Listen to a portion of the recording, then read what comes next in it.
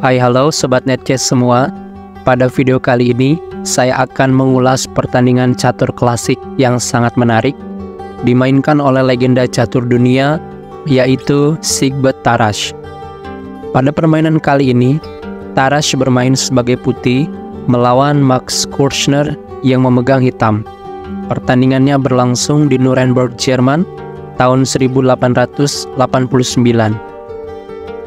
Tarrasch memulai permainan dengan E4, pion E5, kuda F3, kuda C6, dan gajah B5. Sebuah pembukaan Ruy Lopez. Max membawa kuda ke F6 menyerang pion, atau kita sebut sebagai Berlin Defense. Lalu Tarrasch melanjutkan dengan rokade pendek. Max kuda ambil pion, dilanjut Tarrasch mendorong pion menawarkan pertukaran. Pada langkah ini, Max tidak mengambil pion, tapi membawa kuda ke D6. Karena ia khawatir, kalau pion kali pion, maka benteng akan bergeser mengepin kuda. Dengan demikian, kuda akan pasif dan menjadi titik lemah bagi hitam. Namun, setelah kuda D6, putih kali pion kembali menyerang kuda.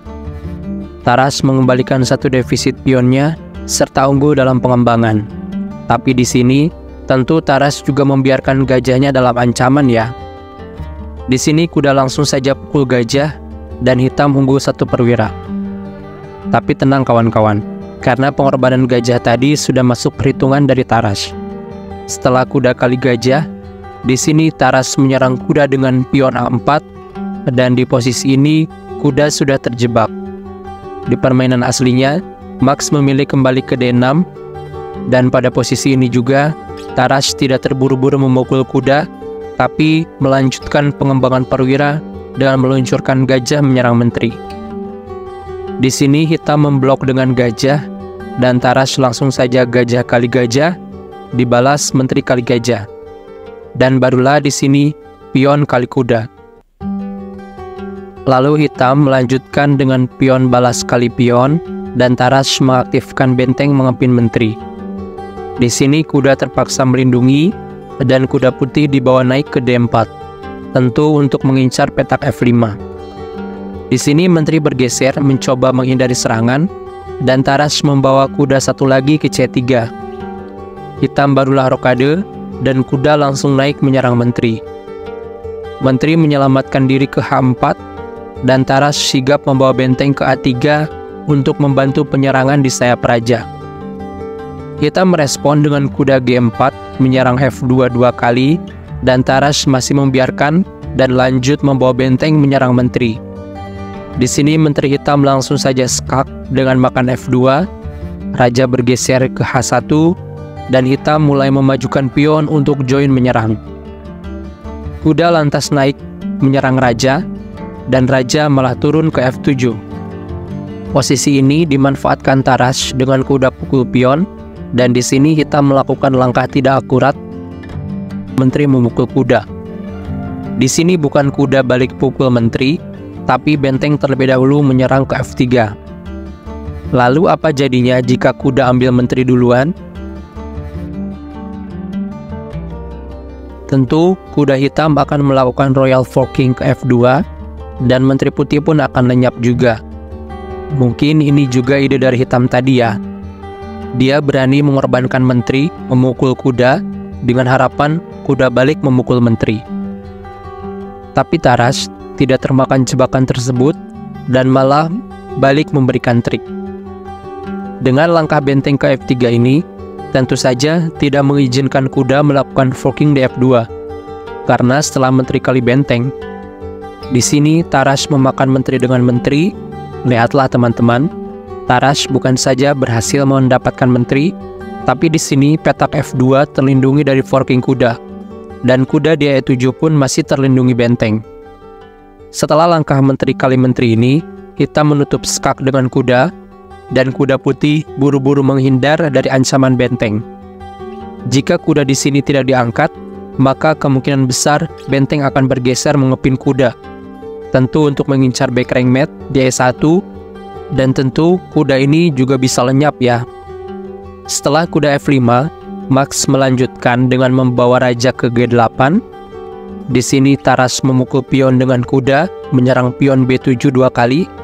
Max lalu merespon dengan benteng melindungi pion.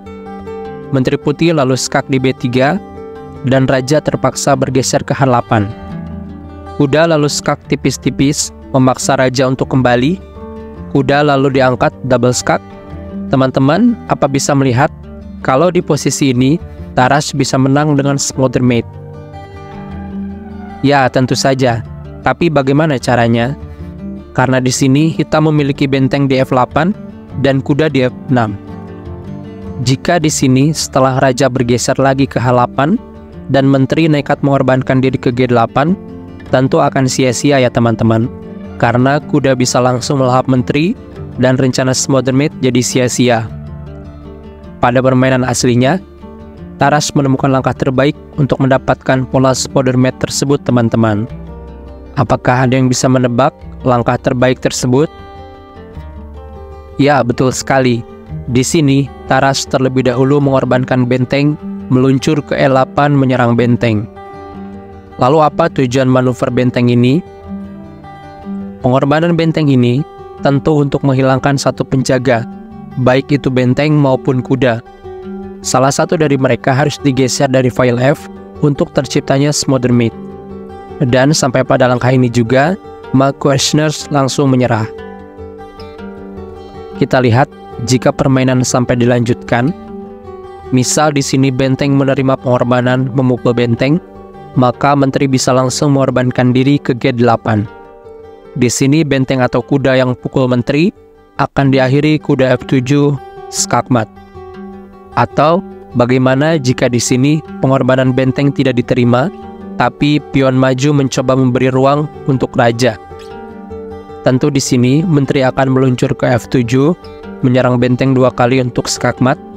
Kalaupun kuda naik ke G8, tinggal menteri kali kuda, langkah paksa benteng kali menteri, dan terakhir benteng kali benteng skakmat.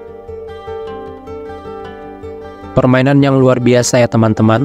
Pada partai ini, kita melihat taktik cerdas dan kesabaran Taras dalam bermain yang menghasilkan kemenangan yang memuaskan.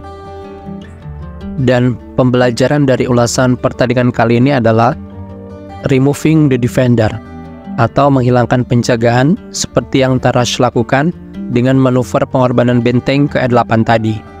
Sehingga dengan menghilangkan satu penjaga, dia bisa melakukan skakmat yang cantik. Jadi segitu dulu teman-teman ulasan permainan kali ini. Semoga menjadi inspirasi kita dalam meningkatkan skill bermain catur.